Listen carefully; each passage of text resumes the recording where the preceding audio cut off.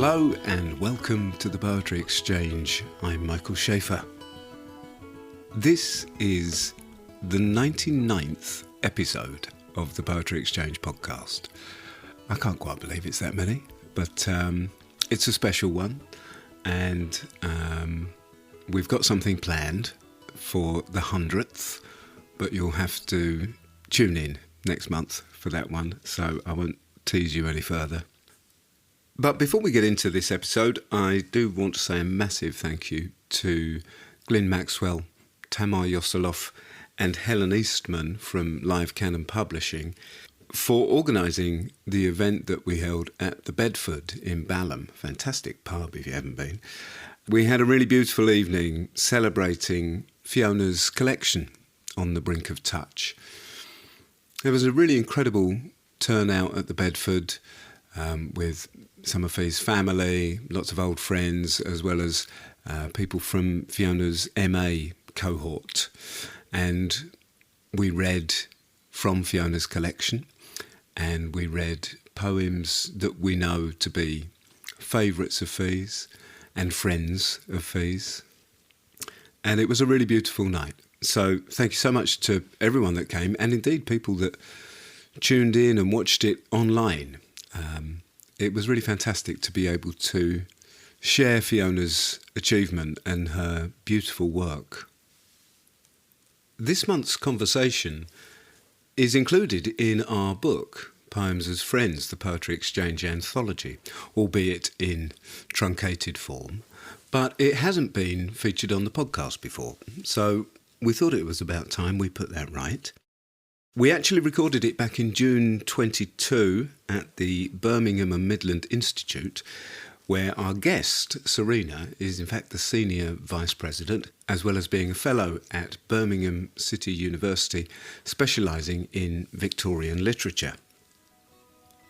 So you'll be hearing Fiona and John talking about On Wenlock Edge by A.E. Housman, the poem that's been a friend to Serena.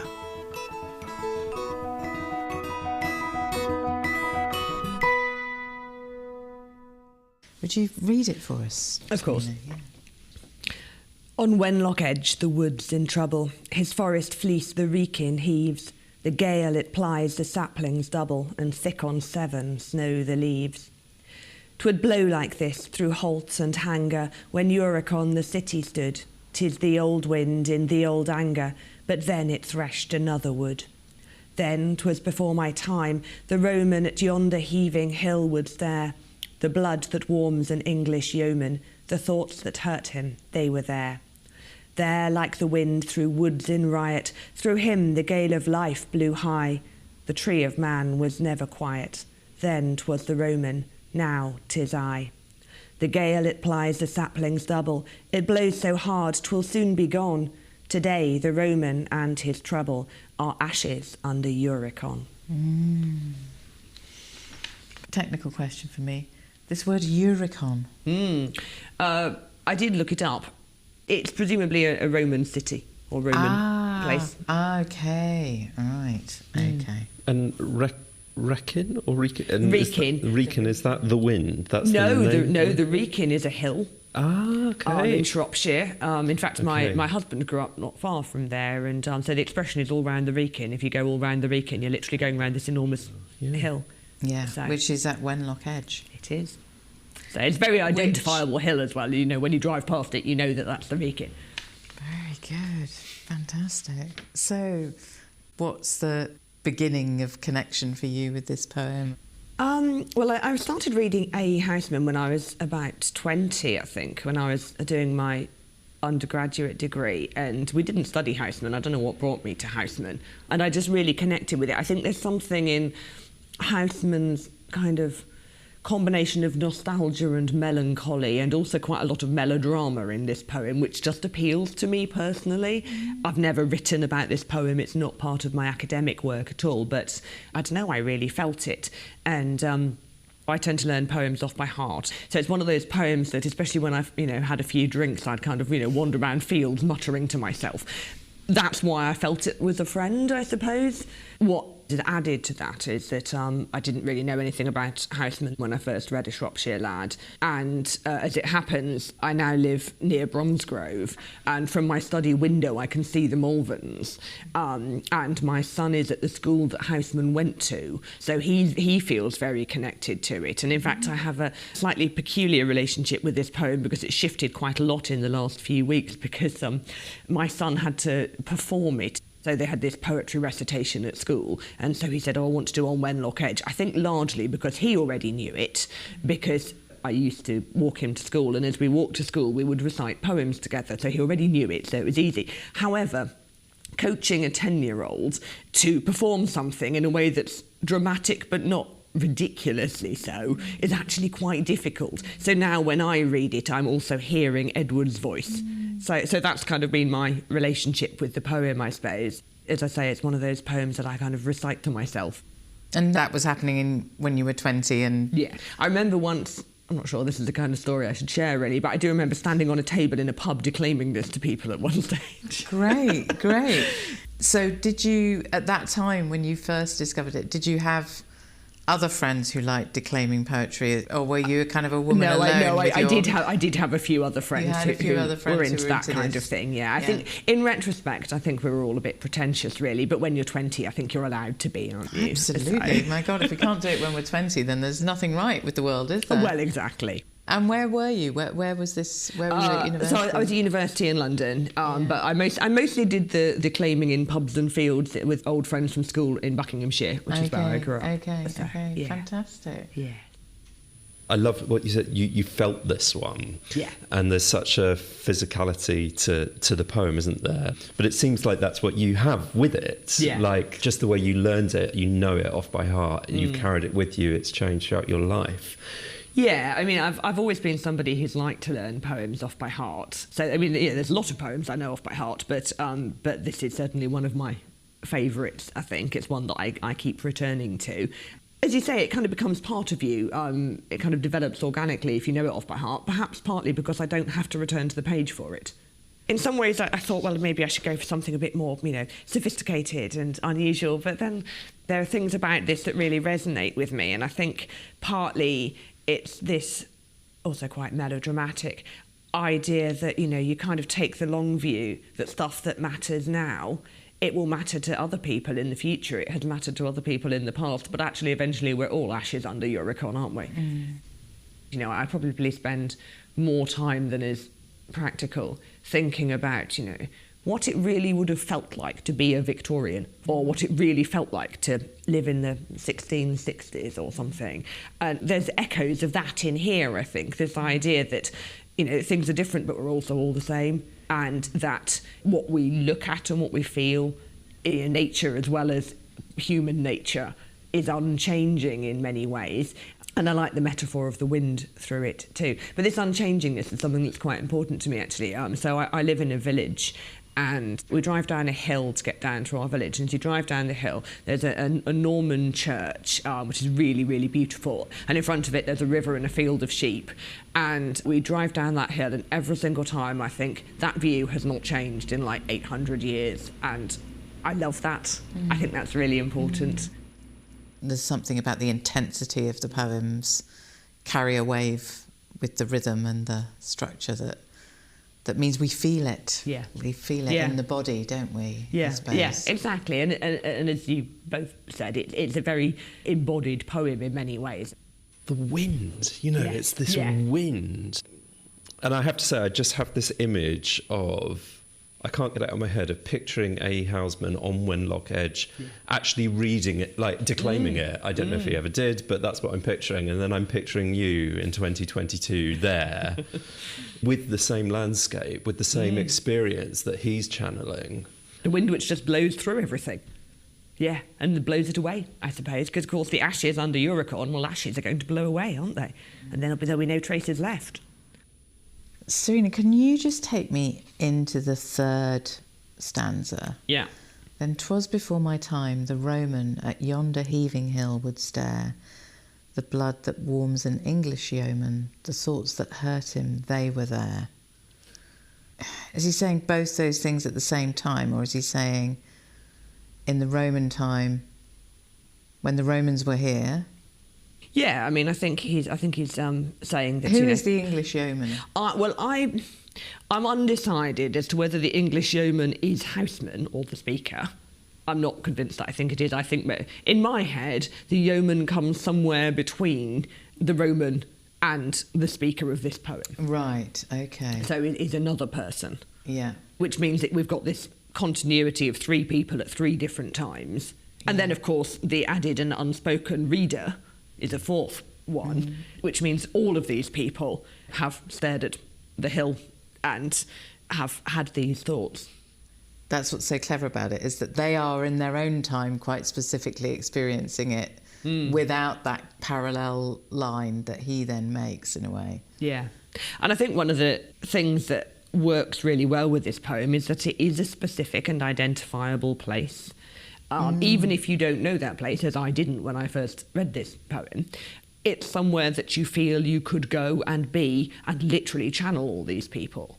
And somehow that matters, I think. Can somebody remind me the date of Housman?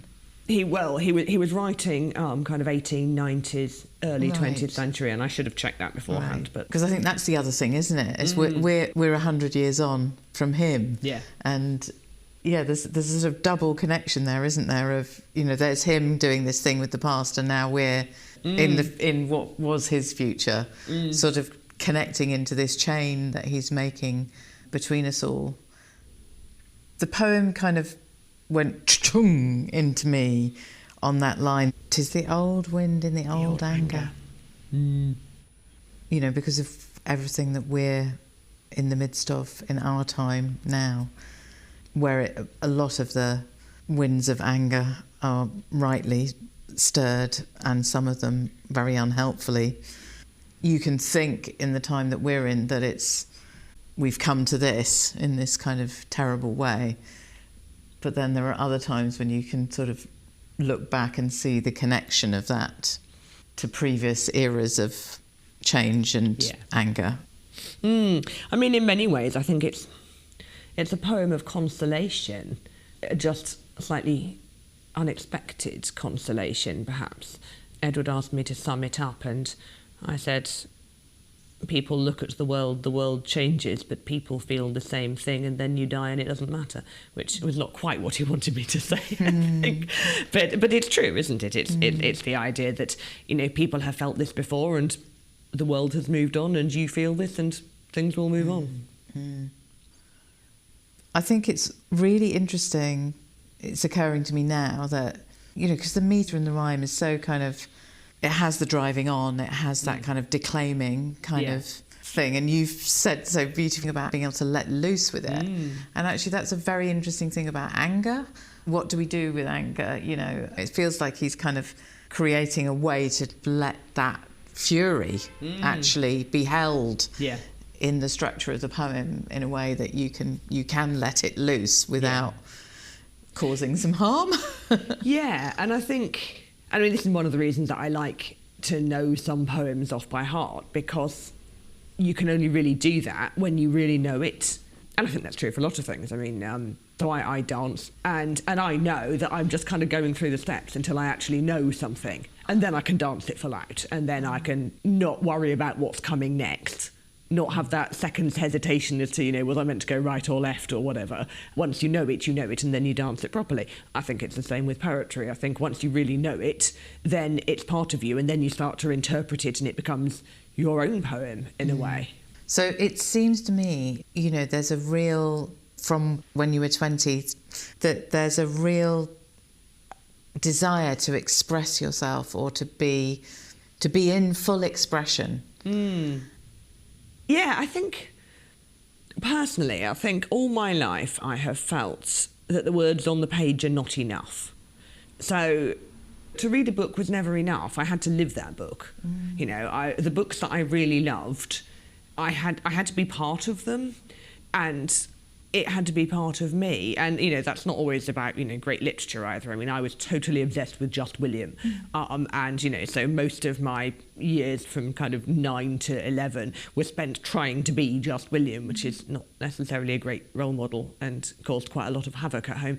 But yeah, so it's very much about kind of getting involved and feeling like it changed my life somehow, and that's particularly true, I think, for some of the poems that I've really engaged with. Just to read them on the page isn't enough. I need to feel it, and I need to live it, and I need to know it.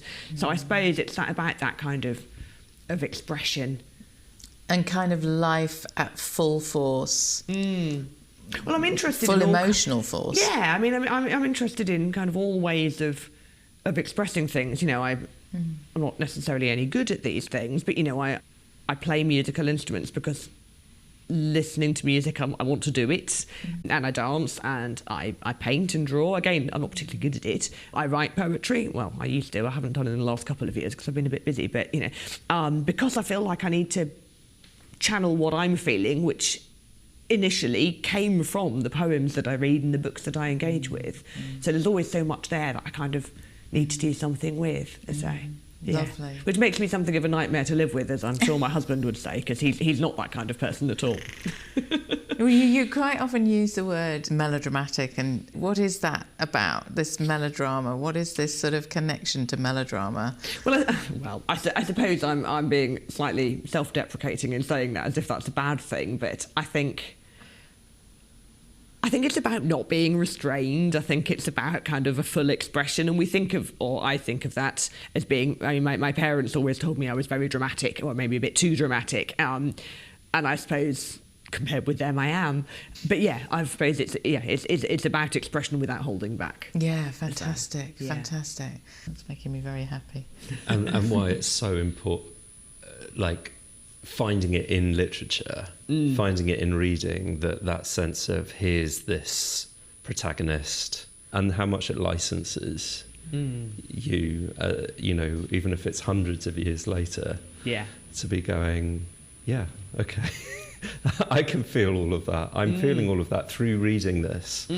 Even, it's somehow going, feel it too. And I think one of the things that kind of led me into this poem when I first read it, even at 20, was that I'd always felt this. I am standing in this place where such and such had been, or where somebody had written something. And I know literary tourism can be quite sort of looked down upon, but I still feel like there's something kind of magical about being somewhere where someone has done things like that. I just like that feeling of it, and or this kind of historical sense that people are the same all their times change and so on. So I think when I first read this poem, it kind of brought that all together in one place for me, which was really important.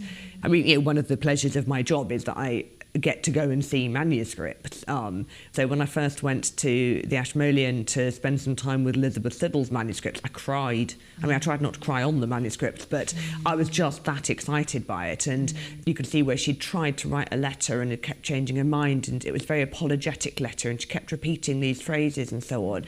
And you can tell when, she died of an overdose of laudanum, you could see when she'd had too much laudanum because her handwriting was really awful. That felt like a real connection, though. That was so exciting. Yeah.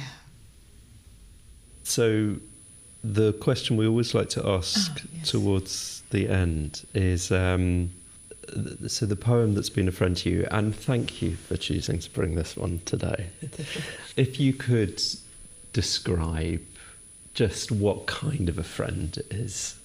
Okay, so I did, although it took me a while to decide on a poem, I was thinking about what friendship means, I suppose. Friendship is about a conversation and about, the stuff that you share. And in this poem, I feel like the narrator's speaking to me, but also I'm speaking back. I'm constructing this poem in my head in the way that I understand it. So it feels like there's a dialogue there, and it also feels familiar. And yet there's some quite uncomfortable ideas in there too, I suppose, about the idea that we're all going to be ashes under Uricon. So it's both comfortable and familiar and quite challenging. And I think a good friendship does that. It's not necessarily all easy. So I suppose that's how I would put that. Lovely. Lovely. A proper friend. Indeed. Not afraid to challenge you. Yeah, exactly. Those are the ones we want, aren't they? A Housman on Wenlock Edge. On Wenlock Edge, the wood's in trouble. His forest fleece the wrecking heaves. The gale, it plies the saplings double, and thick on Severn snow the leaves. 'Twould blow like this through Holt and Hanger when Uricon the city stood.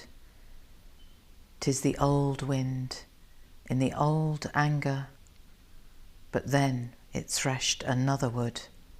Then, 'twas before my time, the Roman at yonder heaving hill would stare, the blood that warms an English yeoman, the thoughts that hurt him, they were there.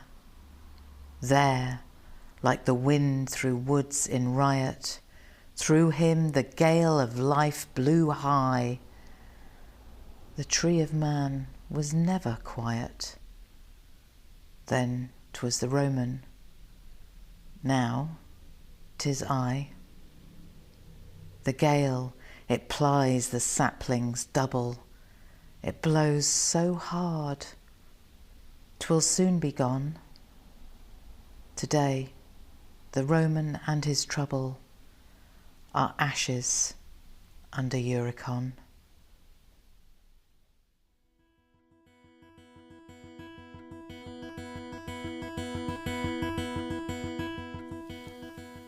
That was, of course, our dear Fee with that beautiful reading at the end there. Our thanks to Serena for giving us her time and for allowing us to use this conversation, and for her patience in waiting this long for it to come out. Thank you, Serena. I really loved hearing Serena's enthusiasm and excitement and sort of unrestrained expression. And I love the idea of that connection to history, the chain of people through time, and how much we have in common. Of course, I'm sure I'm not alone in loving hearing Fee, that incredible perception she has, her ability to ask the right questions, if you like, and bring out the best in our guests. It's just fantastic to be able to share some of this stuff that we've got in the archive with you. And for our bonus poem this month, we came across a Christina Rossetti poem that had been nominated to us. Christina Rossetti's brother was Dante Gabriel Rossetti, who was married to Elizabeth Siddal, who Serena, of course, was talking about. So it seemed like the perfect choice for our bonus poem this month. And there's this beautiful, now very poignant reading that's done by Fiona and Becca Manley. This is Remember. Remember me when I am gone away, gone far away, into the silent land. When you can no more hold me by the hand, nor I half turn to go, yet turning stay. Remember me when no more, day by day, you tell me of our future that you planned. Only remember me. You understand it will be late to counsel then or pray. Yet if you should forget me for a while, and afterwards remember, do not grieve. For if the darkness and corruption leave a vestige of the thoughts that once I had, better by far you should forget and smile, than that you should remember and be sad.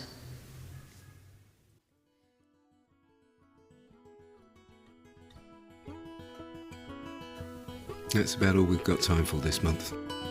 We'll be back with you next month with more Poems as Friends and our 100th episode. Thank you for listening.